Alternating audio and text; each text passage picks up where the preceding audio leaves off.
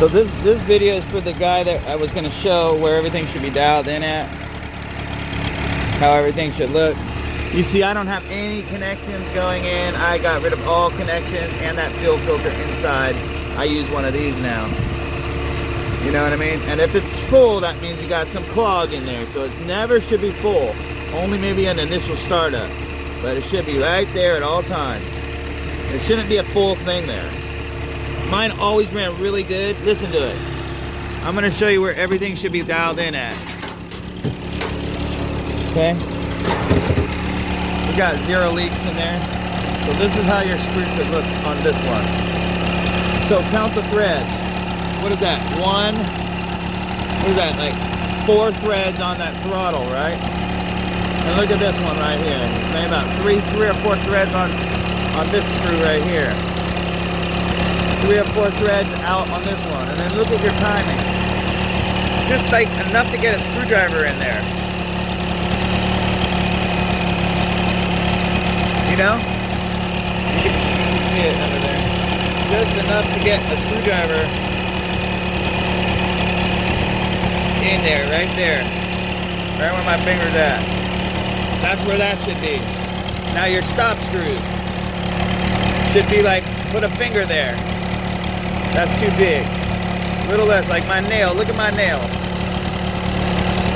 See my nail? Should be like that much, right? Everything's purring beautifully. This is a 35 horsepower Mercury. This is the one I took everything off of because it had a beautiful block. Well, I got it for cheap. And then I put everything off of my other one. You can see, nice and cool. Sounds beautiful. I went and got a Briggs & Stratton, not one of them other ones, they always die out. So I went to Auto Store and got a Briggs & Stratton solenoid. It works way better. It seems to be less faulty. So get the Briggs & Stratton one from your AutoZone, just for a heads up. Tip of the day. Go to the lawnmower department, get you a Briggs & Stratton. Thingamabobber right there, right? But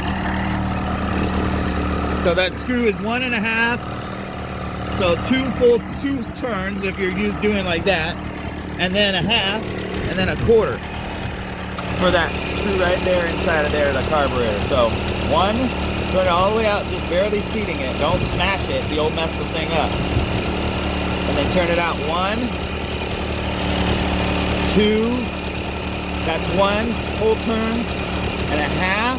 That's another half a turn, and then a quarter. And then you kind of sweet dial it in right there. And make sure this spot right here have the black marks on it already from the factory. See that?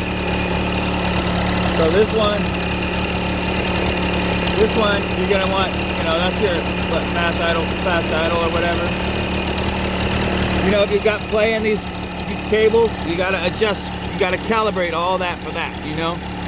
Try to get the slop out of your cable. That means it's stretched. So this one, you should have like 1, 2, looks like 4.5 to 5 threads on this one right there.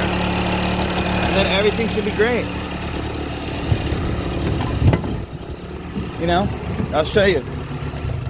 See? Everything should be great, you know what I mean? Put it in neutral, squeeze the handle.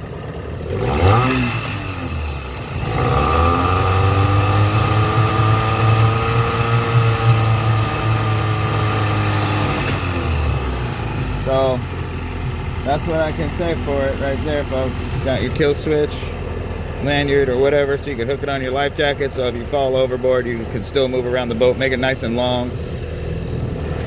Always remember that. So I'm gonna go ahead and put the CC out. It's at 40 horse, but it's really the 35. We got no water in there, no water in the cowling, so that means this seals are all good on the air.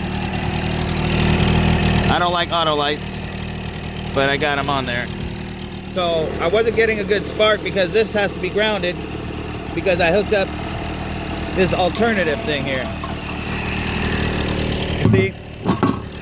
I put a different one on there, so The 40s come with a couple of different one of these, like 2 of them. So I put this one on because it was easier to get. The thing is running great. Listen to the purr. You see I got rid of all my connections, fuel connections. I'm going straight in. I got a little bar in there, a little brass bar to couple my hoses. Also, when you're leaning over these things with hoodies on, don't get your hoodie cut in this thing or you'll be messed up. Alright, so that's that. Thing is beautiful.